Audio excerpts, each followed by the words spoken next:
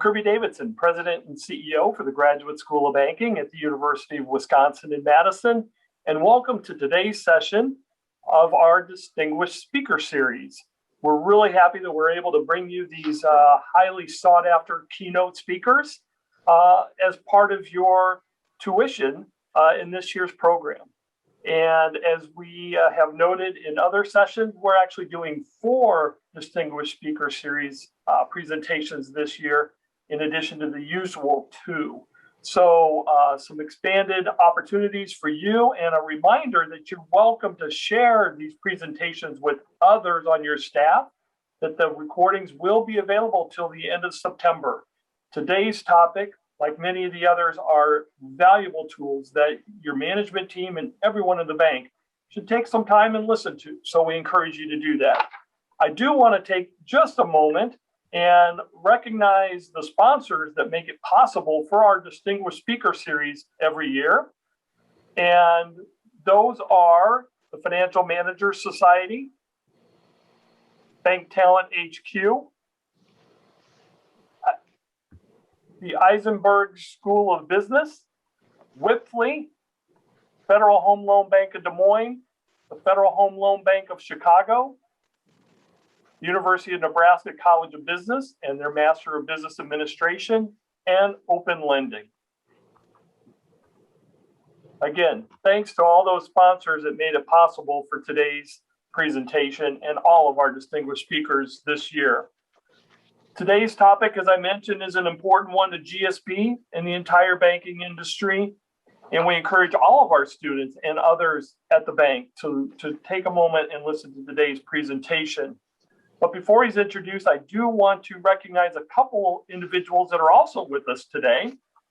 And one is Terry Saber, our section leader for the leadership curriculum, and Lisa Yaffe, the assistant section leader within our leadership curriculum. Both of these individuals play a vital role in GSB's success. And I will point out that 40% of our curriculum is dedicated to leadership development for you as an individual and for the organization. And with 40% of our curriculum, the other 60% focused on the business of banking, we were recognized by the University of Wisconsin and the School of Business for what we include within our leadership curriculum, thanks to Terry and Lisa. And now all of our graduates receive the prestigious Executive Leadership Certificate from the Center of Professional Development at the University of Wisconsin. This is their top leadership certificate that they award, and we're so pleased that our graduates, when they come to commencement, receive both their GSB diploma as well as the Executive Leadership Certificate from the University of Wisconsin School of Business and the Center for Professional Development. But with that, Terry, I want to toss it over to you to make a few remarks before we get started with this morning's presentation. So Terry, take it away. Thank you, Kirby, and hello, everyone. Great to be with you all again, even in a different environment. I am thrilled that GSB was successful in getting Tony Goins back to our list of instructors or roster of instructors, let alone him being selected and agreeing to be one of our distinguished speakers this year. I will just say this before I turn it over to Lisa.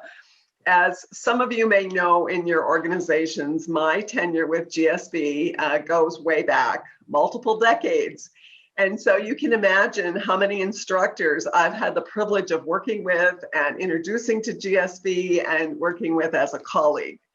In my 30 plus years of teaching at GSB, until Tony Goins came 2 years ago on site and instructed both our junior leadership class and our senior leadership class, he is the first instructor I have ever seen or known at GSB who received a resounding, unprompted standing ovation from the entire junior class and the entire senior class.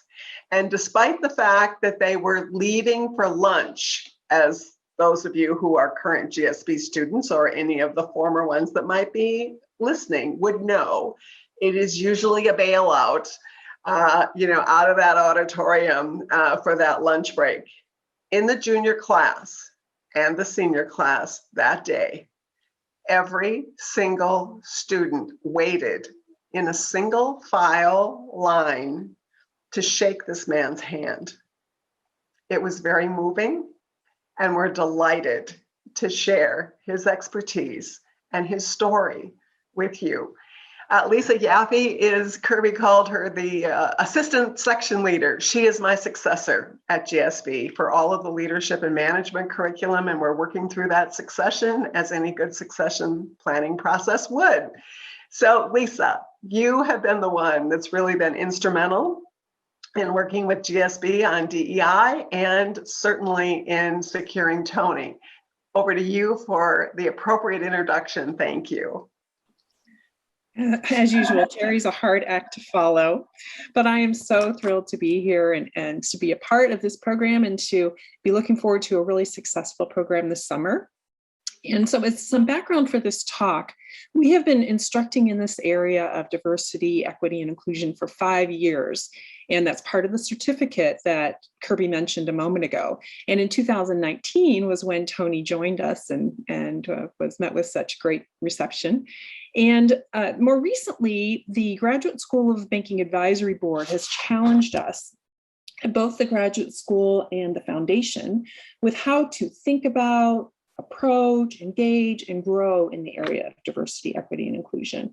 So thanks to their direction, we've begun what we anticipate being a long and ongoing conversation with the Bankery Advisory Board, the GSB Curriculum Advisory Committee, staff, instructors, and students on this topic.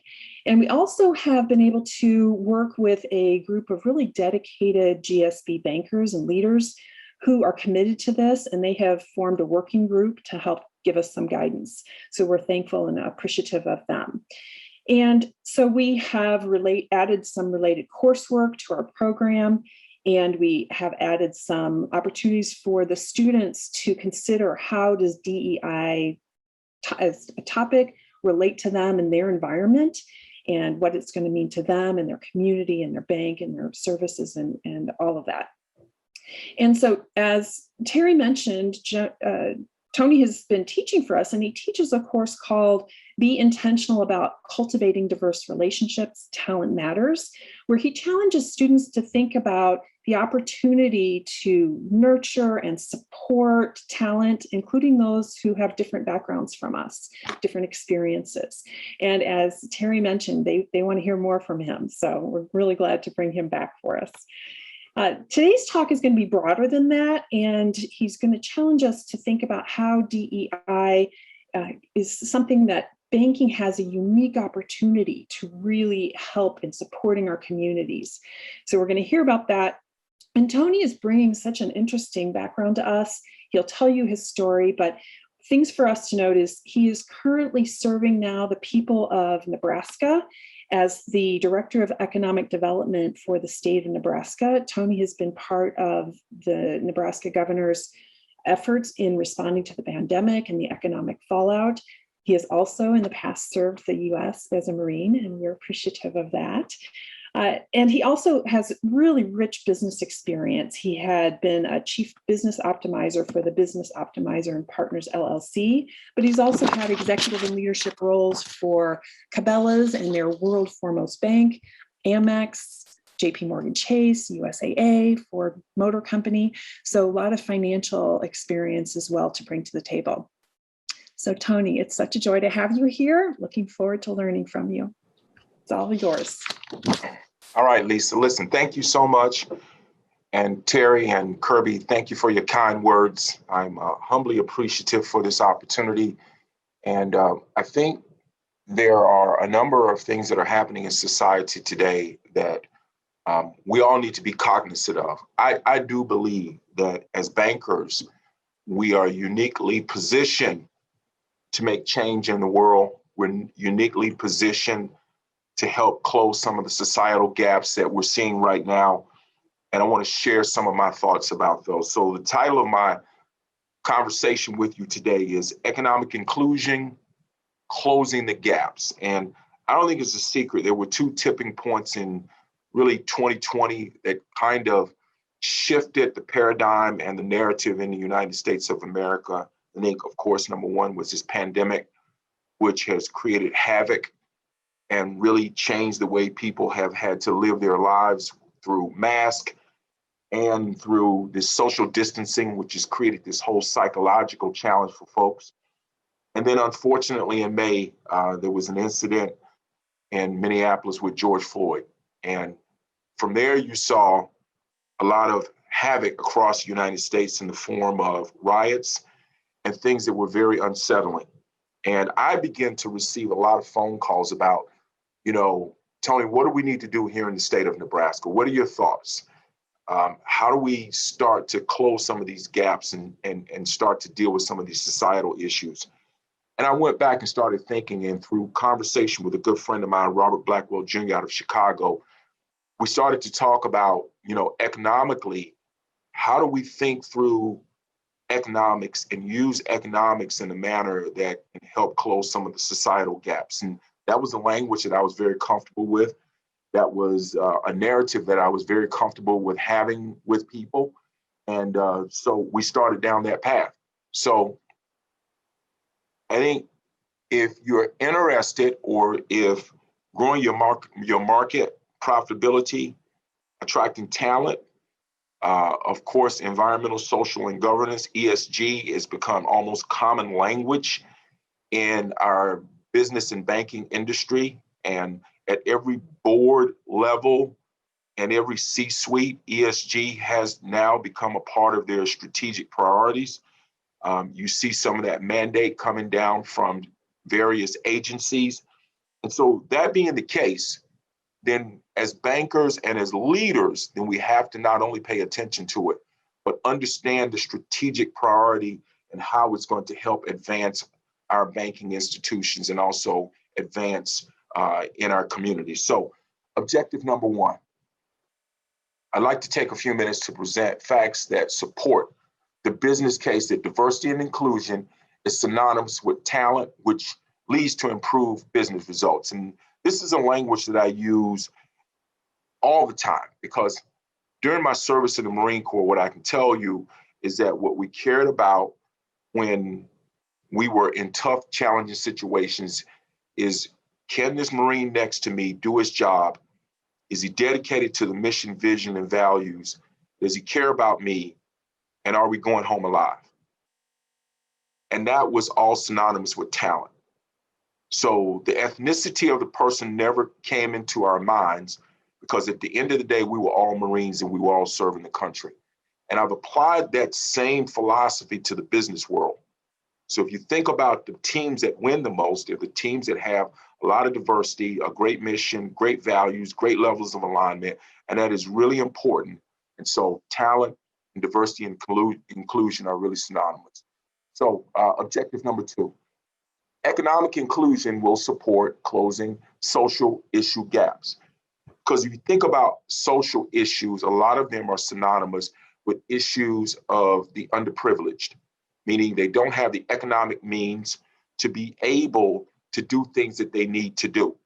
And that is, everyone wants to be able to own a home if possible. If you're a parent, you want to be able to send your kid to college, and healthcare is imperative. And a lot of the underprivileged depend on nonprofits and other types of what I call handouts. And I'm not saying that those are not important to do those things, but the point that I'm making here is that if we close the economic gap, you will hear me say over and over again, and this redundancy is intentional, that people can buy their own healthcare, they can pay for their kids to go to college, and they can own their own homes, and they don't need a lot of subsidies.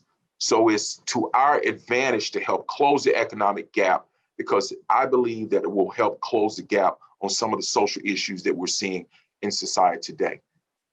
And then point number three, doing business with diverse business owners and vendors increases your market share and revenue. And I think as bankers and as business leaders, increasing market share and revenue, looking at profitability, doing what's necessary to think about the results of your business, but also think about how you impact the community is something that is mission critical.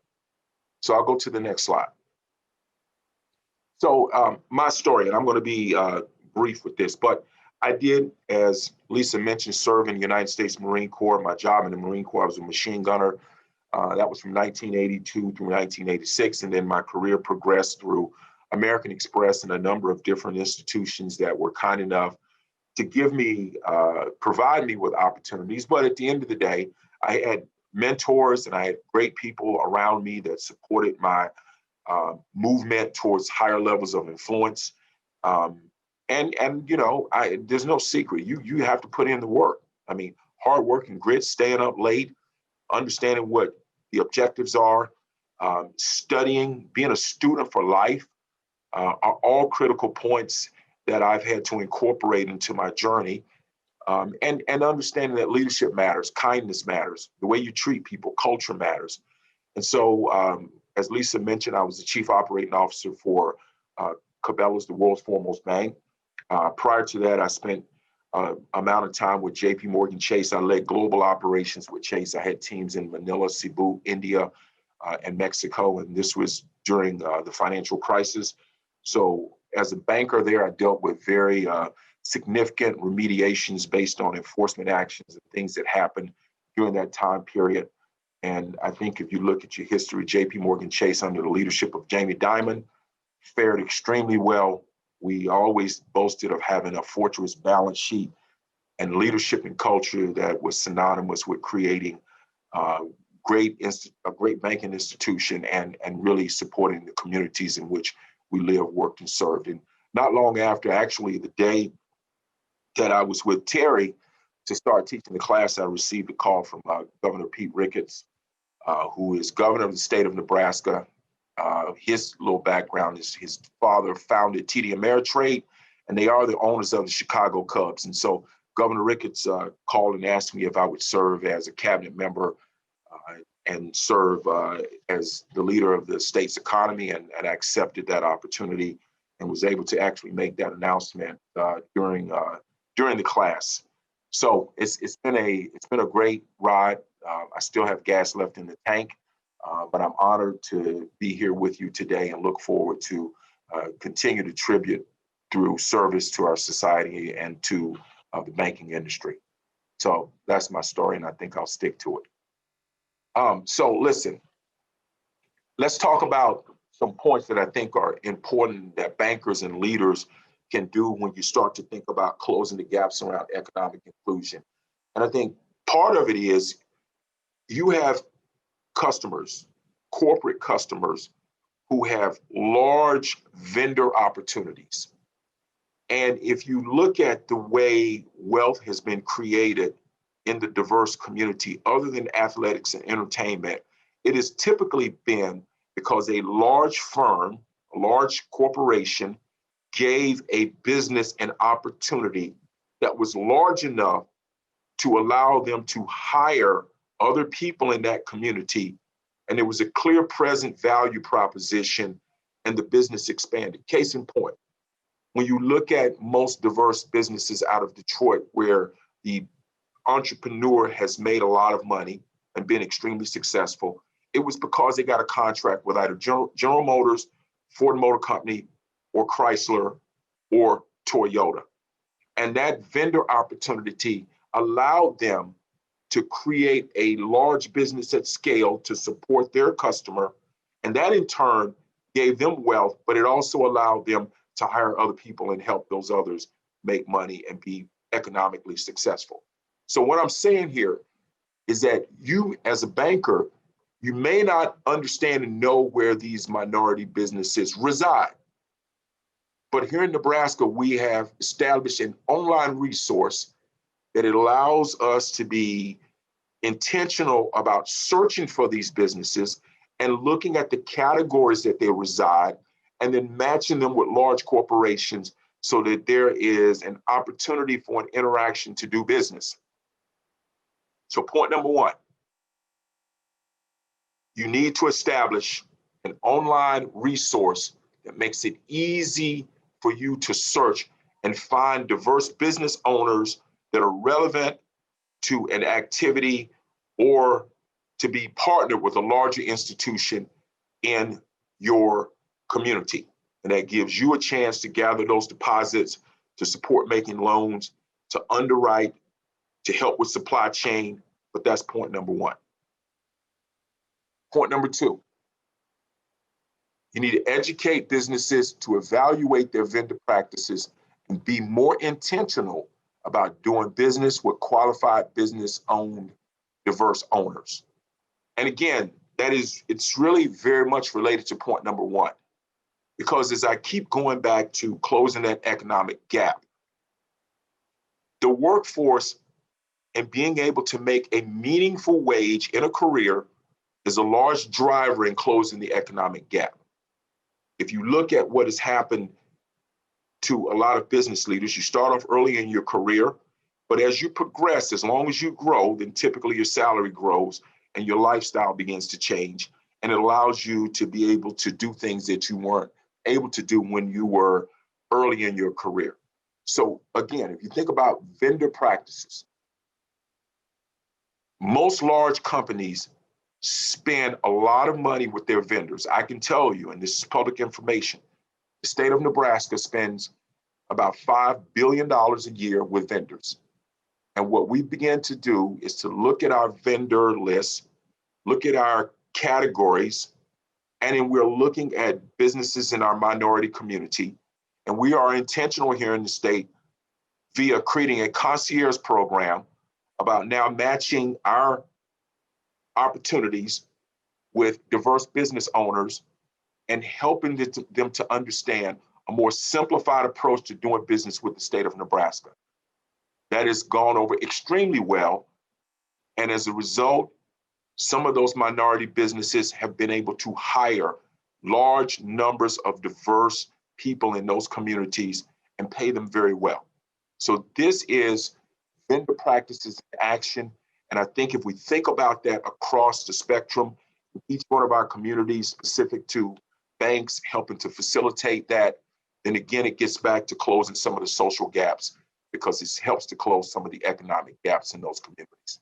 So that's point number two. Point number three, I think it's really important that you review your hiring practices, that you add more diverse people to your professional workforce, that you have a chance to recruit from historically Black colleges and universities, as well as other colleges and universities on the East and West Coast that have a more diverse demographic. And that is really synonymous with the talent piece that I talked about earlier in my conversation. Because if you think about the communities that you do business in and that you serve, it is mission critical that your workforce reflects those communities. It helps you to create the right level of connection. It helps to support commonality. It supports the thought process when you're developing a product or a service. And all of this is synonymous with creating a greater level of market share, creating a more profitable bank and business, and creating a situation by which you have the financial means to continue to grow and hire more people. And so that intentionality around thinking about your hiring practices has mutual benefits to the bank as well as to society. And the talent piece is mission critical as you think about what is necessary for you to compete in this environment. I don't think it's a secret that talent is challenging right now. There is a workforce challenge across the United States. You have numerous institutions that are paying hiring bonuses and using different levels of recruiting techniques in order to attract talent, and ensuring that you are showing a workforce that is acceptable to all based on your values and your mission and your standards is something that is going to be really important as you continue to want to grow your institution. Point number four, I think you have to also increase diverse participation in leadership roles, including the C-suite and boards of directors. And so why is this important? Well, again, it gets back to the profitability of your banking institution, but it also gets back to the markets that you serve. And what I can tell you is that having diversity at the executive level and on the board level will help your bank and other institutions make smart, intentional decisions about the way you go to market. I won't regurgitate all of the mistakes that have happened over the past year, specific to not having the right level of diversity at the C-suite and the board level. But there are a number of firms and institutions that have put out products and services and had to retract them and go back and apologize because they didn't have the right lens at the table to help them understand exactly how what they were promoting was going to land in the public. And everyone is concerned about this, and I think you need to be. But if you have that diversity at that C-suite and the board level, then it ensures that you have a different lens and the right thought process as you move through and continue to grow your institution and do what's necessary in order to be even more successful and influential in your community. So that's point number 4.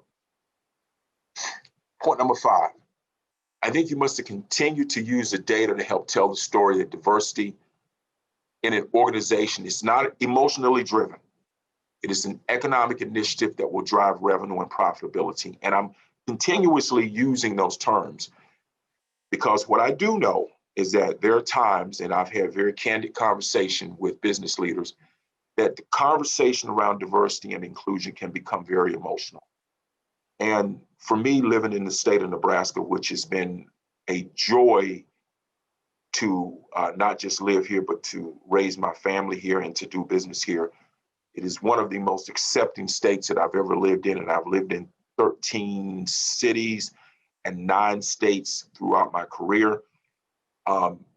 Clearly, emotions are really high when you have this conversation. But if you really think about the economics behind diversity and inclusion, and you're intentional about ensuring that you use those terms in a synonymous manner, then you somewhat lessen the emotion of the conversation. Now, at the end of the day, I think that diversity and inclusion is something that from a societal standpoint, we should all do, because at the end of the day, we should care about people. We should care about all people. But there are differences, and we recognize that. So point number 5, what I'm saying is always really tie diversity and inclusion in with a conversation that is specific to data that shows that it is economically the right thing to do for your firm, for your shareholders, and also for the communities in which you live in. And that somewhat creates a lesser emotionally driven conversation and makes it somewhat easier. At least that's been my experience. So that's point number 5. And point number 6, which I think is really important as bankers, because diverse entrepreneurs typically, and this is what the data shows, have challenges around access to capital. They don't come from family situations where there's generational wealth. They don't have an uncle or someone that they can go to and borrow money, so they typically have to come to financial institutions and ask for loans in order to try to fund their dreams and their businesses. And I do say that I think the banks can play a role in helping to be intentional about, instead of just saying no because the business plan is not where it needs to be, how do you help to guide that entrepreneur through a process that helps to tighten up their financials, gives them an opportunity to make sure that the business plan is something that is, it may be no right now, but if you manage through some steps and you create a situation where the business plan is more viable, then you as a bank could actually underwrite that loan and help guide them through a process that minimizes the risk and creates a higher probability for success. And I do know that a lot of underwriting now is not like it was back when I was on the desk. It is fairly automated now. Back when I was underwriting loans, it was a very manual process. You would review the loan package and you would put, letters on top of it. You would go to loan committee and you would somewhat argue the case as to why you felt like the loan should be underwritten. But I think there has to really be a blend between the automation, but still some level of human intervention, specifically when you're dealing with diverse entrepreneurs who may not come from a background that has allowed them to be able to fund their business through means of wealth. And so this last point, being intentional about trying to allocate capital to diverse entrepreneurs and assist them with starting their business or assist them along the journey of making sure that they have a viable business. Because I clearly understand as a banker, our jobs are to minimize the risks and to follow the guidelines that are out there from all the regulatory bodies, the OCC, of course, the FDIC, and on the consumer side, the CFPB. I get that. But I do think within those guidelines, there are ways that we can be more intentional about supporting these businesses in access to capital and not just saying, a hard no when they don't meet our specific guidelines. The last point I'll mention about that is there are opportunities for public-private partnerships. And this is where I think that nonprofits can play a role in supporting growing businesses and working with banks in order to create processes around access to capital to get these businesses not just off the ground, but to make sure that they thrive and they can grow at scale. And again, hire more people in their community, pay them great wages, and give them the opportunity through financial literacy to be able to close some of the social gaps that are impeding our society today. So that's all I have for you today. I'll close by saying, listen, economic inclusion is really important. I think all of us want the opportunity to be able to take care of our families, to send our kids to college, if we have kids, and to pay for healthcare.